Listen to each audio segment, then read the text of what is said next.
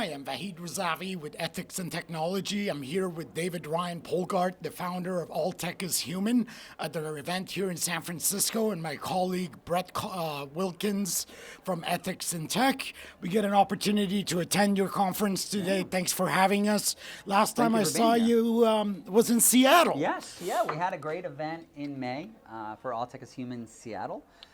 And what is interesting, that was our second event, and this is our third event, and then we also have one coming up November 9th in Manhattan, where we're based out of as an organization. And what I always find interesting is that, and maybe you'll find the same thing, going from Seattle to San Francisco, is that we attract a different crowd. There's different groups, because what All Tech is Human is trying to do is say, okay, we have a tech problem, but we need a societal solution. In order to do that, we need to bring together a diverse group of perspectives to tackle these thorny societal tech issues, such as like content moderation. These are not issues that you would want just one sector, one group of people to discuss. So anyhow, I've noticed that the San Francisco group is a little more tech industry heavy than maybe Seattle. Seattle drew kind of a design type of background for a lot of the folks, whereas in New York, we're very heavy on large organizations like the UN, who are based there and want to get involved. And what's good about that is then by toggling between different locations in the country, you can also add to the level of perspectives and hopefully learn about some of these issues and how people are perceiving them. David, would you be kind enough to tell me a little about your objectives when you started this organization, what went into it, and also everybody wants to know how organizations are financed and supported. Maybe you can shed a little light on your background as well as who's involved in supporting your efforts. Yes, my background's as an attorney and college professor. I got involved in the tech ethics space probably about 2012. And then deal a lot with tech ethics, digital citizenship, digital wellness. I started All Tech is Human, I think it would be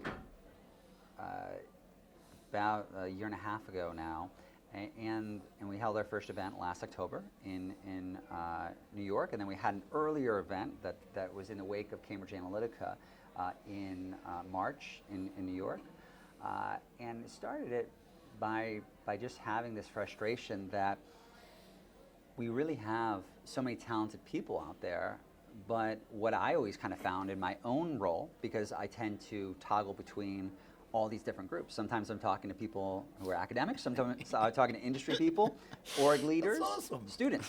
But the thing is, they're not speaking the same language and they're not hanging out at the same lunch table.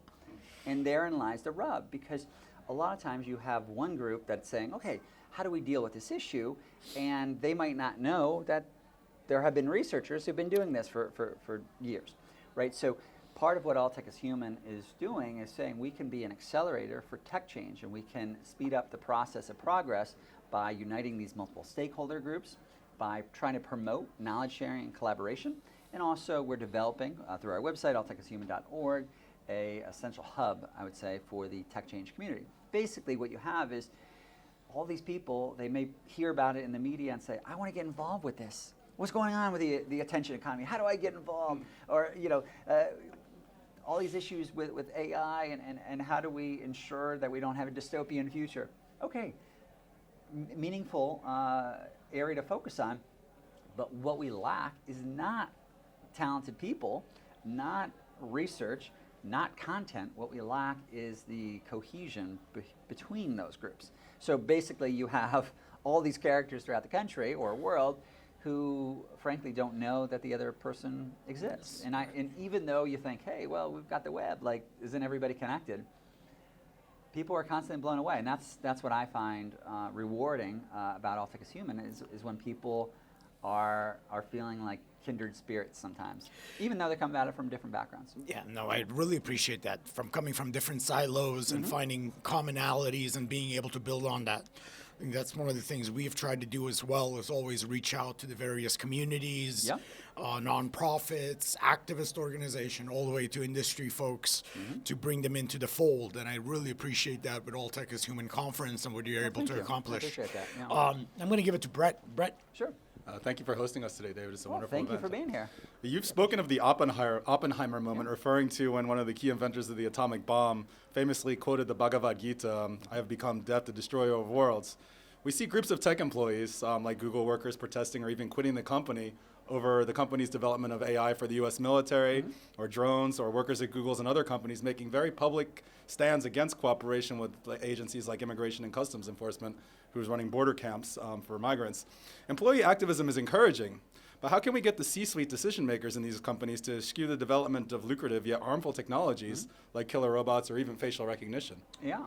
Well, I think a lot of that would be like any industry. Let's imagine that you had factories that were polluting. If there was a negative externality on society, then it's actually an interplay between media covering this, which then pushes this out to the general public, which is then which then puts public pressure on political actors to then say, okay, well then what are the appropriate smart regulations that we would need for that?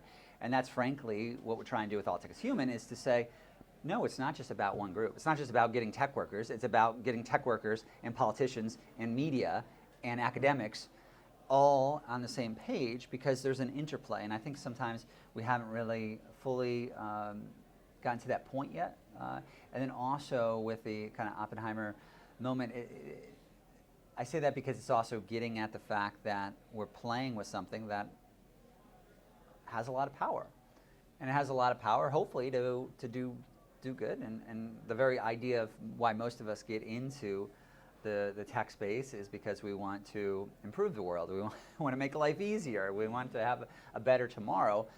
But I think too often we haven't realized that we're also playing with something that could easily be abused or misused or not thought out well enough. And I think that's the key part, is that it's not just about the clear abuse, but sometimes saying, okay, well, I see how we would use this in the United States, but how would it be used by an authoritarian government? So what types of restrictions should we have on our technology if we care about its kind of long tail or other side uses, its likely side uses?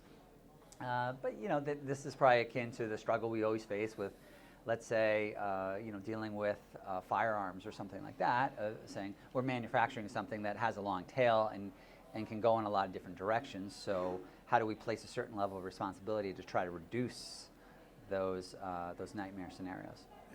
One of the things that Jerry McInerney mentioned, our congressman, was building fear and getting people motivated through fear in fearing AI and its negative consequences. One of the areas that we're concerned with as an organization is ethics in tech as it relates to weapons and autonomous weapons in war.